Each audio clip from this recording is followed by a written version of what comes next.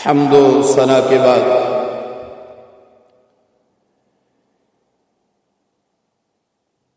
خواتین و حضرات، اللہ تبارک و تعالی جل مجدہ کریم کی عنایت، نبی دو عالم، فخر دو عالم، تاجدار انبیاء جناب حضرت محمد مصطفیٰ صلی اللہ علیہ وسلم کی وسیلہ اور جلیلہ سے اللہ پاک نے ہمیں آج زندگی میں ایک مرتبہ پھر جمعہ المبارک کا دن عطا فرمایا ہے، اور اس کی توفیق خاص سے ہم اللہ کے مقدس بابرکت باعزت بافضیلت پر مسجد میں نماز جمعہ کی ادائیگی کے لیے حاضر ہوئے ہیں۔ خوش قسمت ہے وہ انسان جس کا ہر قدم نیکی کی طرف اٹھتا ہے اور ہر وقت وہ نیکی کی طرف اس کا ذہن، اس کا دل مائل رہتا ہے، چاہے وہ گھر میں بیٹھا ہے، چاہے وہ کسی بستی میں ہے، چاہے کسی محفل میں ہے، چاہے وہ کاروبار میں ہے، چاہے وہ مسجد میں بیٹھا ہے۔ خوش قسمت ہے وہ انسان جس کی توجہ کا محور مرکز ہر وقت خدا کی ذات اور مصطفیٰ کی ذات رہتی ہے۔ خوش قسمت ہے وہ انسان۔ یہ دور جس سے ہم گزر رہے ہیں، یہ نفسا نفسی کا دور ہے۔ دنیا کی محبت نے ہمیں راہ ہدایت سے ہٹا کر گمراہی کے راستے کی طرف لے جا رہا ہے، مگر خدا کی توفیق خاص جن پر ہوتی ہے، مصطفیٰ کریم کی نظر عنایت جن کے پر ہوتی ہے، وہ جہاں بھی ہوں وہ خدا اور مصطفیٰ سے دور نہیں ہوتے۔ وہ جہاں بھی ہوں نہ وہ خدا سے دور ہوتے ہیں، نہ وہ مصطفیٰ کریم سے دور ہوتے ہیں۔ جو بندہ نہ خدا سے دور ہے نہ مصطفیٰ سے دور ہے، گویا وہ کامیاب انسان ہے۔ وہ جہاں بھی ہے، یہ تو مقدس گھر ہے، یہ تو اللہ نے ہمیں عطا اس لیے کیا ہے، یہاں تو عبادت اور ریاضت کے سوا کوئی اور کام ہوتا ہی نہیں ہے۔ یہ خاص کر دیا ہے خدا نے، خاص مختص کر دیا ہے اپنی عبادت، اپنی ریاضت کے لیے۔ یہ وہ گھر ہے کہ دنیا سے کٹ کر انسان جب اس گھر کے اندر داخل ہو جاتا ہے، خدا کی عزت کی قسم وہ سلامتی پا جاتا ہے، وہ امن پا جاتا ہے، وہ خدا کے فیض میں آ جاتا ہے، وہ مصطفیٰ کی نظر عنایت میں آ جاتا ہے۔ یہ وہ مقدس گھر ہے، مسجد جسے ہم کہتے ہیں۔ اس میں داخل ہونے کے ساتھ انسان امن و سکون والا ہو جاتا ہے، سلامتی والا ہو جاتا ہے۔ اللہ اس پر اپنی نظر عنایت فرما دیتا ہے، مصطفیٰ کریم اس پر اپنی محبت نشاور فرما دیتے ہیں۔ یہ وہ گھر ہے، یہاں جب آتے ہیں تو اللہ کی بارگاہ میں یہ دعا کیا کریں کہ اللہ جب ہم اس گھر میں داخل ہوں تو اللہ ہمیں اپنے ذکر سے غافل نہ کرنا۔ غافل ہو گیا تو پھر بیڑا پار نہیں ہوگا۔ غافل کا اور راستہ ہے، اور جو غفلت سے نکل کر عبادت کرتا ہے اس کے لیے اور راستہ ہے۔ تو ہم وہ لوگ ہیں، خوش قسمت لوگ ہیں کہ ہم خدا کے بھی ماننے والے ہیں، ہم خدا کے حبیب کے امتی ہیں، ان کو ماننے والے، ان سے پیار کرنے والے لوگ ہیں۔ ہمیں اللہ نے اپنے محبوب کا غلام پیدا کر کے یہ اتنا کرم کیا ہے، اتنا فضل کیا ہے کہ ساری زندگی ہم اس بات کا اللہ کی بارگاہ میں سجدہ ریز ہو کر شکر ادا کریں تو اس ایک بات کا بھی شکر ادا نہیں کر سکتے۔ خدا نے یہ ہم پر کرم کیا ہے۔ کنتم خیر امۃ اخرجت للناس تأمرون بالمعروف وتنہون عن المنکر۔ ہماری شان یہ ہے، بہترین امت میں ہمیں شامل کیا گیا ہے، اور سب سے بہترین امت جو ہے وہ نبی دو عالم صلی اللہ علیہ وسلم کی امت ہے۔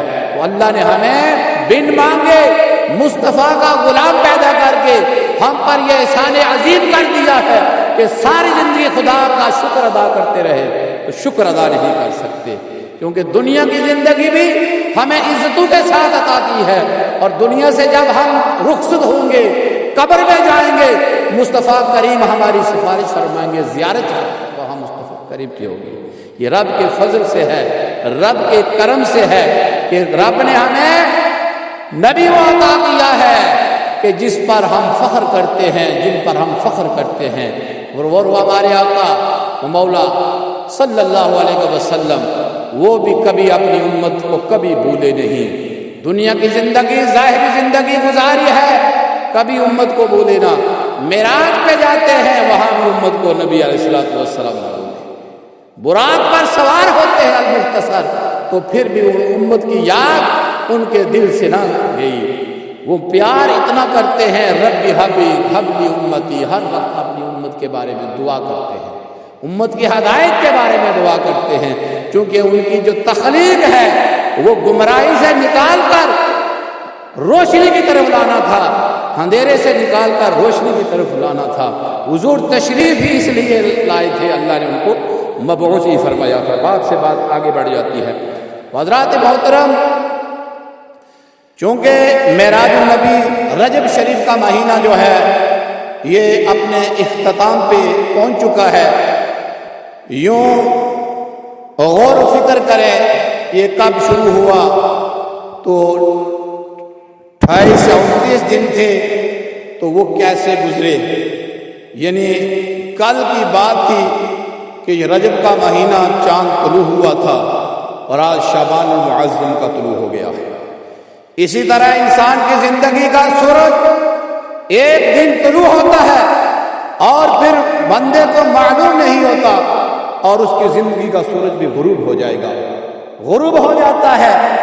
ہم اپنے دنیاوی معاملات میں رہتے ہیں، خدا کی طرف سے ہمیں اور بات ملنے والی ہوتی ہے، ہماری زندگی تمام ہونے والی ہوتی ہے، تو ہم دنیاوی لذت، دنیا کی محبت میں اپنے آپ کو اتنا ڈال دیتے ہیں کہ ہمیں خدا کی یاد بھی نہیں رہتی، مصطفیٰ کی یاد بھی نہیں رہتی۔ خدا کی یاد کیا ہے؟ نماز، 5 وقت کی نماز خشوع اور خضوع کے ساتھ ادا کرنا۔ ہر مسلمان مومن مرد عورت جب بلوغت کی عمر میں پہنچتے ہیں، ان پر یہ فرض ہے کہ وہ 5 وقتہ نماز اپنے وقت مقررہ پر وہ ادا کریں۔ قرآن کی جو آیہ مقدسہ میں نے عنوان بنایا ہے وہ اس بات کی ترجمانی کرتی ہے، ان الصلاۃ کانت علی المؤمنین کتابا موقوتا۔ رب کا قرآن کہتا ہے بے شک مسلمانوں پر، مومنوں پر فرض کی ہے مقررہ وقت پر نماز۔ ان الصلاۃ کانت علی المؤمنین کتابا موقوتا، مسلمانوں پر وقت مقررہ پر 5 وقتہ نماز فرض کی گئی ہے۔ یہ قرآن کا حکم ہے، نہ تو قرآن کے حکم سے کوئی انکار کر سکتا ہے، نہ تو قرآن کے حکم سے کسی کو فرار ممکن ہے۔ انکار کرے گا دائرہ اسلام سے نکل جائے گا، اور فرار تو ہو ہی نہیں سکتا، چونکہ یہ سب کے لیے یکساں حکم ہے رب کی طرف سے۔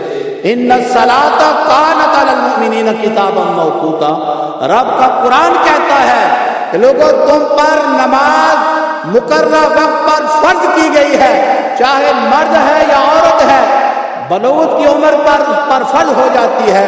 فرمایا اس نماز کو لازم جانو، اپنے اوپر فرض کی گئی ہے۔ یہ وہ نماز ہے جو معراج النبی صلی اللہ علیہ وسلم، حضور کو معراج میں جو تحفہ عطا کیا گیا وہ نماز ہے۔ حضور کو جب معراج ہوئی، اللہ نے اپنا دیدار کرایا، اور دیدار کے بعد امت کے لیے یہ تحفہ عطا کر کے حضور کو بھیجا ہے۔ امت کے لیے حضور معراج سے کیا لائے ہیں؟ حضور نماز لائے ہیں، جو نماز ہم پر گراں گزرتی ہے، جو نماز ہم پر باری ہے، جس نماز کی ہمیں پرواہ نہیں ہوتی ہے۔ یہ نماز کب دی گئی ہے؟ جب حضور کو اللہ نے معراج کرائی ہے، اپنا دیدار کرانے کے بعد پھر فرمایا امت کے لیے لے جو میرے محبوب یہ نماز لے جو 50 یا مختصر، آپ سنتے رہتے علماء سے 50 نمازوں کا تحفہ عطا کیا تھا، لیکن رب تعالیٰ نے جب 50 کا حکم دے دیا، لا تبدیل لکلمات اللہ، اللہ کے جو کلمات ہوتے ہیں وہ تبدیل نہیں ہوتے۔ لیکن قربان جائیے میرے اور آپ کے پیارے آقا تاجدار انبیاء صلی اللہ علیہ وسلم کی ذات مبارکہ پر، حضور کی امت پر کتنے کرم ہے، کتنی مہربانی فرمائی ہے حضور نے۔ اور جب واپس آ رہے تھے راستے میں چھٹے آسمان پر یا 7ویں پر موسیٰ علیہ السلام کے بارے میں آتا ہے کہ موسیٰ علیہ السلام نے عرض کی، اے حبیب آپ کی امت کے لیے اللہ کریم نے یہ 50 نمازوں کا تحفہ عطا کیا ہے، آپ کی امت پر تو یہ بڑا گراں گزرے گی، مشکل ہوگی، دشوار ہوگی، یہ 50 نمازیں ادا نہیں کر سکیں گے۔ موسیٰ علیہ السلام نے عرض کی کہ محبوب رب کی بارگاہ میں واپس جائیے، دیکھیے ایک بار حکم ہو گیا تبدیل نہیں ہوتا۔ قربان جائیے نبی دو عالم صلی اللہ علیہ وسلم کی ذات مبارکہ پر، ان کی شان، ان کی عظمت، ان کی فضیلت پر قربان جائیے۔ حضور موسیٰ علیہ السلام کے کہنے پر رب کی بارگاہ میں جا کر عرض کرتے، باری الہ آپ نے میری امت کے لیے 50 نمازوں کا تحفہ تو عطا کیا ہے، اے باری الہ یہ ان پر گراں گزرے گی، مشکل ہوگی، یہ ادا نہیں کریں گے، گناہگار ہوں گے۔ رب نے فرمایا، اے میرے حبیب تو آیا ہے، یہ کائنات تیرے لیے ہے، میں نے اپنا رب بھی تیرے لیے ظاہر کیا ہے ہونا۔ محبوب تو جو میرے پاس آیا ہے، میں رب تجھے یہ عطا کرتا ہوں، 5 کی کمی کر دیتا ہوں۔ المختصر جاتے رہے 9 مرتبہ جب گئے 5 اللہ اپنے فضل و کرم سے حضور کی امت پر مہربانی فرماتے ہوئے نبی دو عالم صلی اللہ علیہ وسلم کا پر کرم فرماتے ہو 9 مرتبہ جب حضور جاتے ہیں تو اللہ پاک نے 5 کر کے 45 کو معاف کر دیا۔ فرمایا محبوب 5 رہ گئے ہیں۔ پھر جب آئے موسیٰ علیہ السلام نے پھر عرض کی، آج امت کو غور کرنی چاہیے اس بات پر، موسیٰ علیہ السلام کا بھی احسان مند ہونا چاہیے کہ انہوں نے اتنی آسانی کی ہے، اس کے باوجود ہماری حالت کیا ہے۔ موسیٰ علیہ السلام نے پھر عرض کی، یا رسول اللہ آپ پھر جائیے اللہ کی بارگاہ میں یہ عرض کیجئے کہ پھر تخفیف کر دیں، کم کر دیں۔ تو نبی دو عالم صلی اللہ علیہ وسلم نے فرمایا، اے موسیٰ اب مجھے حیا آتی ہے کہ میں رب کے پاس جا کر ان 5 کو بھی معاف کرا دوں۔ اگر حضور جاتے تو رب اپنے حبیب کی خاطر معاف فرما دیتے، لیکن پھر آقا علیہ السلام نے موسیٰ علیہ السلام سے فرمایا، اے موسیٰ اب مجھے رب کی بارگاہ میں جانے سے حیا آتی ہے کہ میں اب جا کر بھی کہوں کہ ان کو بھی معاف کر دوں۔ تو 5 رہ گئی، ان الصلاۃ کانت علی المؤمنین کتابا موقوتا، پھر 5 رہ گئے تو فرمایا جو 5 پڑھے گا، لا تبدیل لکلمات اللہ کے ضمن میں فرمایا جو 5 پڑھے گا ثواب 50 کا ملے گا۔ پڑھے گا 5 میرا غلام، حضور نے فرمایا میرا جو امتی پڑھے گا 5، حضور چونکہ چاہتے تھے میری امت نیکیوں میں سب سے زیادہ ہو، اعمال میں سب سے زیادہ ہو، حضور ہر وقت اپنی امت کے بارے میں یہ گمان رکھتے تھے، تو اس لیے فرمایا پڑھے گا محبوب آپ کا امتی، آپ کا غلام جو پڑھے گا 5، فرمایا ثواب میں رب اسے 50 کا عطا کروں گا، ثواب میں 50 کا عطا کروں گا۔ تو سامعین دی وقار اللہ تعالیٰ کے محبوب نبی کو معراج میں یہ جو تحفہ ملا ہے نماز کی صورت میں، اس نماز کو ہم ہلکا جانتے ہیں۔ نماز کو ہلکا جاننے والا وہ بھی دائرہ اسلام سے علماء لکھتے ہیں خارج ہو جاتا ہے، انکار کرنے والا بھی خارج ہو جاتا ہے، اس کو ہلکا جاننے والا بھی۔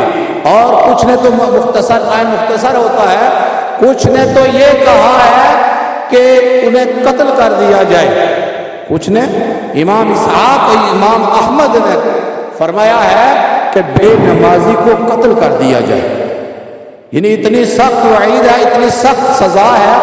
اور پھر حضرت سعدی شرازی فرماتے ہیں بے نمازی جو شخص ہے، یہ تو اس لیے بتا رہا ہوں کہ ان کو ہر کوئی جانتا ہے، ان کی تعلیمات سے ہر کوئی واقف ہے، ان کے مقام اور مرتبے سے ہر مومن مسلمان سنتا رہتا ہے۔ وہ فرماتے ہیں کہ بے نمازی کا جو ہے اس کو قرض بھی نہیں دینا چاہیے. یہ ہم دنیا میں لین دین کرتے ہیں، وہ فرماتے ہیں بے نمازی کو قرض نہیں دینا چاہیے، اس وجہ سے کہ یہ خدا کا قرض ادا نہیں کرتا، بندوں کا کب ادا کرے گا. یعنی اتنی آسان تشریح انہوں نے کیا بے نمازی کے لیے. فرمایا جو نماز ادا نہیں کرتا، فرمایا اس کو قرض بھی نہیں دینا چاہیے، کیونکہ یہ خدا کا قرض ادا نہیں کرتا تو بندوں کا کب کرے گا. تو بے نمازی شخص کے لیے بڑی سخت وعید ہے. 700 مرتبہ سے مرتبہ قرآن کریم میں نماز کے متعلق فرمایا گیا ہے. ہزاروں حدیث مبارکہ میں نماز کی طرف ترغیب دی گئی ہے، وعید بھی سنائی گئی ہے کہ نماز پڑھنے والے کو اجر کیا ملتا ہے اور بے نمازی کا حساب کیا ہوگا، اس کی آخرت میں اس کے ساتھ کیا معاملہ ہوگا. اور ایک حدیث مبارکہ میں آتا ہے، فرمایا کہ کل قیامت کا دن ہر قیامت کے دن کو ہر کوئی مانتا ہے، سب اس پر ایمان رکھتے ہیں. فرمایا قیامت کا دن ہوگا، فرمایا بے نمازی شخص جو ہے، نماز کا جو تارک ہے، نماز سے بھاگنے والا ہے، فرمایا قیامت کے دن اللہ پاک اس کو سزا یہ دے گا. فرمایا وہ قارون ہارون کے ساتھ اسے اس کی صف میں کھڑا کر دیا جائے گا. وہ سخت قسم کے کافر ہیں، ان کے ساتھ اسے کھڑا کر دیا جائے گا. تو احباب ذوقار سوچئے کہ ہم نے اتنی زندگی گزاری ہے، ہم نماز کی کتنی پرواہ کرتے ہیں. ہم نماز کو وقت مقررہ پر قرآن کا جو حکم ہے ان الصلاۃ کانت علی المؤمنین کتابا موقوتا، کیا ہم اس پر عمل کرتے ہوئے نماز کو ادا کرتے ہیں، نماز کی قائم کرتے ہیں؟ کوئی سوچے تو بتا دے کہ کون ہے کما حقہ جو نماز کو وقت مقررہ پر ادا کرتا ہے اور نماز کی پابندی کرتا ہے. یعنی قرآن نے ہمیں سند دی ہے کہ مسلمان مومنین پر ان الصلاۃ کانت علی المؤمنین کتابا موقوتا، کہ مسلمانوں پر نماز وقت مقررہ پر فرض کی گئی ہے، اور زور کے وقت میں پڑھ سکتے ہیں، فجر کے وقت میں پڑھ سکتے ہیں. تو یہ کہے کہ میں 5 کو ملا کر پڑھ لوں گا میری ہو جائیں گی، ہرگز نہیں ہوں گی. قرآن کا حکم ہے، اس سے کسی کو فرار ممکن نہیں ہے، نہ تو انکار ممکن ہے نہ فرار ممکن ہے. یہ سب کے لیے یکساں ہے، سب کے لیے برابر ہے. جب تک زندہ ہے یہ حکم قائم رہے گا، یہ رب کی طرف سے حکم ہے. ذرا غور و فکر کیجئے کہ ہم نماز کی کتنی پرواہ کرتے ہیں، ہم نماز کی کتنی پابندی کرتے ہیں. ایک نماز ہی ہے جو خالق سے ملاقات کا ذریعہ بنتی ہے. جب بندہ نماز کی حالت میں ہوتا ہے تو رب سے میل گفتگو ہوتا ہے. جب پڑھتا ہے سبحانک اللہم و بحمدک و تبارک اسمک و تعالی جدک و لا الہ غیرک، جب یہ کلام شروع کرتا ہے گویا کہ وہ خدا سے ہم کلام ہو رہا ہے. جب خدا سے ہم کلام ہوتا ہے تو خدا عطا کیا کرتا ہے؟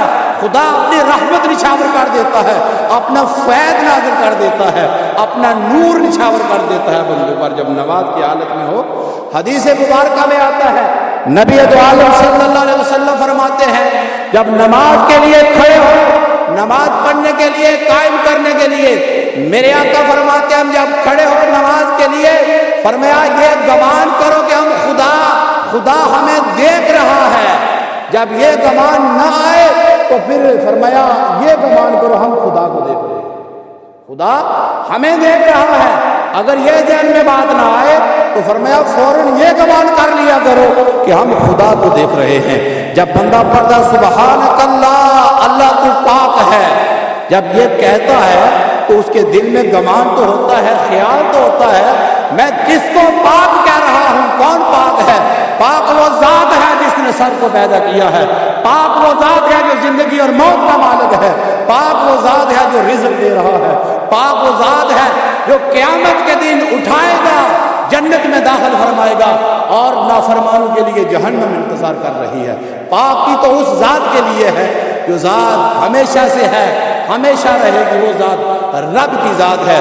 جب اس کا ذکر کے لیے کھڑے ہوتے ہیں، سبحانک اللہم و بحمدک پڑھتے ہیں، تو رب اپنی رحمت نچھاور کر دیتا ہے، اپنا فضل عطا کر دیتا ہے، زندگی میں برکت ہی برکت ہو جاتی ہے. اللہ کا فیض مل جائے، اللہ کا نور مل جائے، زندگی خوبصورت بن جاتی ہے، زندگی میں حسن آ جاتا ہے، انقلاب آ جاتا ہے. آج مسلمانوں میں اس بات کی کمی ہے، حضور کی امت، حضور کے غلاموں میں کمی اس بات کی ہے کہ ہم نماز پڑھتے ہی نہیں ہیں سرے سے، اگر پڑھتے ہیں تو نماز کو اس کے مطابق خشوع اور خضوع کو ملحوظ خاطر نہیں رکھتے، جس کی وجہ سے وہ نماز ہمیں وہ مقام نہیں دیتی، وہ عزت نہیں دیتی، وہ سکون نہیں دیتی جو بندہ نماز سے سکون حاصل کرتا ہے۔ نماز پڑھنے سے جو تسکین ملتی ہے، تسکین قلبی، انسان کو وہ اس لیے حاصل نہیں ہو رہی کہ ہم نماز کو اس طریقے سے ادا نہیں کر رہے جس طریقے سے اللہ نے ہمیں حکم دیا ہے۔ نماز میں صحابہ کرام کا معمول تھا، کوئی تکلیف ہوتی، تیر لگ جاتا المغتصب، وہ نماز کی حالت میں فرماتے کہ جب ہم نماز کے لیے کھڑے ہوں وہ تکلیف ہماری دور کر دیجئے کہ ہم نماز میں خدا کو دیکھ رہے ہوتے ہیں یا خدا ہمیں دیکھ رہا ہوتا ہے، ہم خدا کے ساتھ ہوتے ہیں، ہمیں کسی دنیا کی چیز کی پرواہ نہیں ہوتی، غم کی پرواہ نہیں ہوتی، درد کی پرواہ نہیں ہوتی۔ یہ صحابہ کرام رضوان اللہ تعالی علیہم اجمعین کا معمول تھا۔ آج ہم حضور کے امتی، حضور کے غلام ہیں، اللہ تعالیٰ نے اپنے بہترین گھر مسجد عطا کی ہوئی ہیں، امام مسجد موجود ہیں، تو ہم نماز سے دور ہیں، جماعت کے ساتھ بھی نہیں پڑھتے اور اکیلے میں بھی نہیں پڑھتے۔ اگر کوئی بیمار ہے، اگر وہ مسجد میں نہیں آ سکتا 5 وقت کی، تو 1-2 تو وہ پڑھ سکتا ہے، جو پڑھ سکتا ہے آسانی کے ساتھ وہ ان گھروں میں آ کر پڑھے، انہیں آباد کرے۔ یہ بنانے کا مقصد کیا ہے؟ اللہ کے جو گھر ہیں ان کا بنانے کا مقصد و مدعا ہے کہ یہاں نماز پڑھی جائے، عبادت کی جائے، قرآن پڑھا جائے، تسبیح و تحلیل کی جائے، یہاں فقط خدا کا ذکر ہوتا ہے یا مصطفیٰ کا ذکر ہوتا ہے۔ یہ وہ گھر ہے یہاں خدا کا ذکر اور خدا کے حبیب کا ذکر ہوتا ہے۔ تو اس لیے نماز کی پابندی کریں، یہ نماز ہی ہے جو آپ کو پار لگائے گی۔ اگر نماز میں ناکام ہوگے سب سے پہلے اسی کے بارے میں پوچھا جائے گا، مال و جائیداد کے بارے میں پہلے نہیں پوچھا جائے گا، کتنی چھوڑ آئے ہو، کتنی جمع کر آئے ہو، کیوں کم کمایا ہے، نہیں پوچھا جائے گا کہ نماز پڑھتے رہے۔ اگر پہلے سوال میں ناکام ہو گئے تو باقی کے سوال اور مشکل ہو جائیں گے، قبر تنگ ہو جائے گی، قبر پہ روشن نہیں ہوگی، روشن اس کی ہوگی جو دنیا کی زندگی میں، عارضی زندگی میں، ناپائیدار زندگی میں، ختم ہونے والی زندگی میں، فنا ہونے والی زندگی جو ہے دنیا کی زندگی ہے، اس زندگی کو اللہ تعالیٰ اور اللہ کے محبوب نبی صلی اللہ علیہ وسلم کے مطابق گزارے گا، نماز کی پابندی کرے گا، نبی دو عالم صلی اللہ علیہ وسلم کی ذات پر کثرت کے ساتھ صبح و شام درود پاک پڑھے گا۔ حضور کا ذکر یہ ہے کہ درود پڑھنا ہے، اور اللہ کا ذکر یہ ہے نماز پڑھی جائے، 5 وقتہ نماز ہر مسلمان مومن پر فرض ہے، اور قرآن کی تلاوت کی جائے، یہ اللہ کا ذکر ہے۔ اور پھر حضور کی ذات پر کثرت کے ساتھ درود پڑھنے والا نامراد نہیں ہوتا، بے مراد نہیں ہوتا، اگر بے مراد ہوتا ہے درود پڑھنے والا با مراد بن جاتا ہے۔ ہمیں خدا کا بھی ذکر کرنے کا حکم ہے اور مصطفیٰ کریم صلی اللہ علیہ وسلم کا ذکر کرنے کا بھی حکم ہے۔ اپنی زندگی میں نکھار چاہتے ہو، اپنی زندگی میں کامیابی چاہتے ہو، اپنے گھروں میں کامیابی چاہتے ہو، اپنی اولادوں کو صدقہ جاریہ بنانا چاہتے ہو، تو پھر آپ کو نماز کی پابندی کرنی پڑے گی، نماز کو وقت مقررہ پر ادا کرنا پڑے گا، ان گھروں کو، اللہ کے گھروں کو انہیں آباد کرنا پڑے گا۔ یہ جب غیر آباد ہوں گے تو آپ کے گھر بھی غیر آباد ہو جائیں گی، آپ کی نسلیں بھی غیر آباد ہو جائیں گی۔ یہ قرآن و حدیث کہتا ہے، میں نہیں کہتا ہوں، کہ جب بے نمازی شخص جس گھر میں موجود ہوتا ہے، جس محلے خاندان میں موجود ہوتا ہے، فرمایا وہاں نحوست ہی نحوست ہوتی ہے، وہاں اللہ کا عذاب ہی آتا ہے، اللہ کی رحمت، اللہ کا فضل، اللہ کا فیض ان گھروں میں، ان بستیوں میں، ان قبیلوں میں کبھی نہیں نازل ہوتا۔ یاد رکھیے قرآن بھی اس بات کی ترجمانی کرتا ہے، فرمان مصطفیٰ صلی اللہ علیہ وسلم بھی ہمیں اس بات کی طرف ترغیب دیتے ہیں کہ نماز پڑھنے والا شخص اللہ کی رحمت میں ہوتا ہے، اللہ کے محبوب کی محبت میں ہوتا ہے، کیونکہ نماز میں اللہ کا بھی ذکر ہے، اللہ کے محبوب نبی کا بھی ذکر ہے۔ جب تشہد پڑھتے ہیں السلام علیکم ایھا النبی ورحمۃ اللہ وبرکاتہ، حضرات محترم یہ وہ عظیم تحفہ ہے، بات تو کچھ اور کرنی تھی، یہ عظیم تحفہ ہے جس کی اللہ پاک کے محبوب نبی کو معراج میں یہ عطا ہوئی ہے۔ تو 50 سے 5 آ گئی ہیں، اگر ہم امتی 5 بھی نہ پڑھیں وقت مقررہ پر، پھر اپنے بارے میں سوچنا چاہیے کہ ہم ہدایت کے راستے پر ہیں یا گمراہی کے راستے پر ہیں۔ یہ جو ہمارے اندر بے چینی، بے سکونی اور کبھی گلے شکوے، اولاد کی نافرمانیاں ہیں، گھروں میں بے سکونی ہے، میاں بیوی کے درمیان جھگڑے ہیں، اولاد نافرمان ہو گئی ہے، برے اعمال کرتی ہے، برے حرکتیں کرتی ہے، یہ ساری چیزیں اس وجہ سے ہم پر نازل ہوتی ہیں۔ بعض اوقات تو آزمائش بھی ہوتی ہے کہ انسان ماں باپ ساری زندگی حج بھی کرتے ہیں، نمازیں بھی پڑھتے ہیں، زکوٰۃ بھی دیتے ہیں، روزے بھی رکھتے ہیں، صدقہ و خیرات بھی دیتے ہیں، ان کی اولادیں نافرمان ہو جاتی ہے، یہ بات تو آزمائش بھی ہوتی ہے۔ لیکن موجودہ دور میں دیکھا جائے زیادہ تر ہمارے اوپر جو وبال ہے، ہمارے اوپر جو سختی کی گرفت ہے، ہم زیادہ پریشان ہیں، یہ ہم نماز کے تارک ہیں اور ہم حلال اور حرام کی تمیز نہیں کرتے ہیں۔ جب نماز کے لیے رزق حلال کا ہونا بھی ضروری ہے، وہ عین عبادت رزق حلال ہے۔ جب رزق حلال کا لقمہ آپ کے اندر داخل ہوگا، پھر آپ خدا کی بارگاہ میں جب کھڑے ہوں گے، سبحانک اللہم و بحمدک، جب یہ پڑھیں گے تو رب تعالیٰ تم پر اپنی رحمت کی بارش نازل فرمائے گا، پھر آپ پر کرم ہی کرم ہوگا، آپ پر فضل ہی فضل ہوگا۔ تو اس لیے غور و فکر کریں اپنی زندگی کے بارے میں۔ شعبان المعظم کا مہینہ بھی شروع ہو گیا ہے۔ اس مہینے میں نبی دو عالم صلی اللہ علیہ وسلم کی ذات پر، یوں تو سارا سال ہی حضور کی ذات پر درود و سلام پڑھنا چاہیے، لیکن اس کے بعد وہ مہینہ آنے والا ہے۔ دیکھیں گے 3 مہینے میں نے پہلے عرض کیا تھا پے در پہ ہیں، جڑے ہوئے ہیں، ایک مکمل ہو گیا ہے، دوسرا شروع ہو گیا ہے، یہ بھی ختم ہو جائے گا، اور پھر تیسرا آخری رمضان کا مقدس بابرکت مہینہ جو مہمان مہینہ آنے والا ہے، جس کی عظمتیں، فضیلتیں، برکتیں قرآن و حدیث بیان کرتا ہے۔ تو اس مہینے کی تیاری کے لیے رجب میں بھی اللہ کا ذکر کر کے روزوں کی حالت میں، صدقہ و خیرات کی حالت میں، قرآن کی تلاوت کی حالت میں کرنا چاہیے، گزارنا چاہیے۔ پھر شعبان کے مہینے کو بھی آج سے کمر بستہ ہو جائیں کہ ہم نے آج کے بعد کوئی نماز نہیں چھوڑنی ہے۔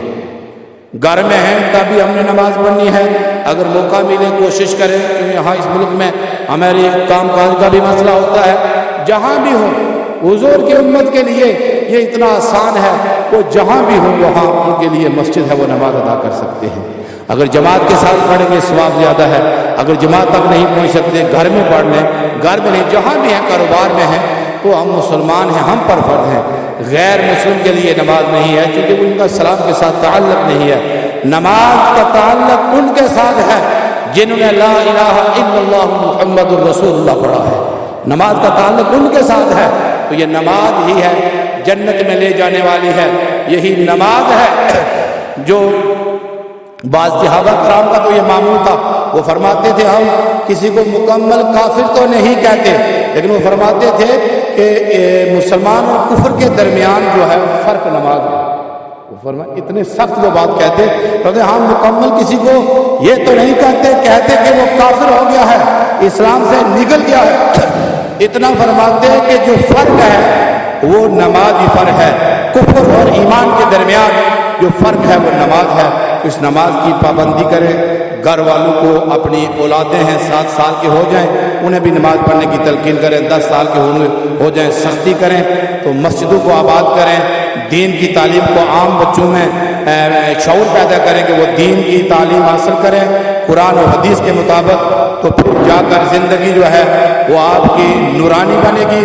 دنیا سے جب رخصت ہوں گے قبر میں بھی آپ کی نجات ہوگی، میدان حشر میں بھی کامیابی ملے گی، اور دنیا سے جانے کے بعد یہ جو باغ چھوڑ کر جاتے ہیں اولاد کی صورت میں، ان کے لیے ہر آدمی مجھ سمیت بہت کچھ کرتا ہے، مال و دولت، جائیدادیں، بنگلے، کوٹھیاں، مکان، گاڑیاں، بینک بیلنس، یہ سارا ہم جمع کرتے ہیں۔ ہر کسی کی خواہش ہے کہ میرے بچے پریشانی میں نہ رہیں میرے بعد، لیکن مالک وہ ہے جب پریشان کرتا ہے مال ہوتے ہوئے بھی پریشانی آ جاتی ہے۔ زیادہ مال بھی جو ہے بے جا طریقے سے جمع کرنے والے زیادہ پریشان ہوتے ہیں۔ مال جو ہے اللہ نے دیا ہے، اللہ کے راستے میں خرچ کریں، اور بہترین مال وہ ہے، بہترین دولت وہ ہے، آخری بات، جو اولاد نیک چھوڑ کر آپ جاتے ہیں، نمازی چھوڑ کر جاتے ہیں، قرآن پڑھنے والے چھوڑ جاتے ہیں، قرآن پڑھنے والے کو پڑھانے والوں کے ساتھ محبت کرنے والے چھوڑ کے جاتے ہیں۔ اللہ کی بارگاہ میں دعا ہے کہ اللہ تعالیٰ اس شعبان المعظم کو ہمارے لیے نجات کا مہینہ بنائے۔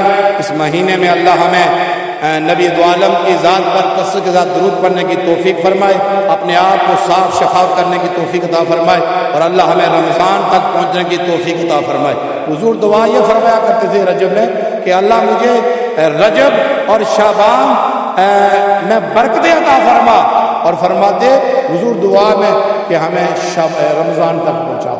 یعنی حضور کی یہ شان تھی، معصوم سے معصوم عن الخطا، غلطیوں سے گناہوں سے پاک ہونے کے باوجود ہمارے نبی جن کے ہم امتی ہیں ان کی یہ دعا ہے تو ہم گناہگار ہیں، وسیلہ مصطفیٰ کا ہی ہے، نجات ان کے ذریعے ملے گی۔ تو پھر نماز پڑھا کریں، پابندی کریں، گھر میں آج کے بعد عہد کر لیں کہ ہم جہاں بھی رہیں گے نماز کی پابندی کریں گے، اپنے گھر والوں کو نماز کی، مرد عورتیں ہیں، بچیاں ہیں، آپ کی شریک حیات ہیں، ان کو سختی کے ساتھ کہے کہ آپ نے نماز پڑھنی ہے، نماز نہیں پڑھے یہ تو ہم آپ کے ہاتھ کا کھانا نہیں کھائیں گے، یہ اس طرح کی باتیں آپ کہہ سکتے ہیں۔ تو اس طرف جب آپ ان کی رغبت دلائیں گے، جو حاکم ہے، گھر کا سربراہ ہے، وہ نصیحت کرتا رہے، وہ بری ہو جائے گا، نہیں عمل کرتے تو وہ بری ہے۔ اللہ عمل کی توفیق عطا فرمائے۔ ایک اعلان ہے، ڈاکٹر عظیم سرفراز کی خالہ صاحبہ پاکستان میں وفات پا گئی ہیں، ان کے لیے نماز جمعہ کے بعد اصال ثواب کی دعا کرنی ہے، اور دیگر بھی جتنے مرحومین ہیں ان کے لیے بھی اصال ثواب کیا کریں، دعا کیا کریں۔ کثرت کے ساتھ دعا کرنے سے اللہ تعالیٰ فضل فرماتا ہے، جانے والوں کو فائدہ ہوتا ہے، کرنے والوں کو بھی فائدہ ہوتا ہے۔ اللہ تعالیٰ عمل کی توفیق عطا فرمائے۔ وما علینا الا البلاغ المبین۔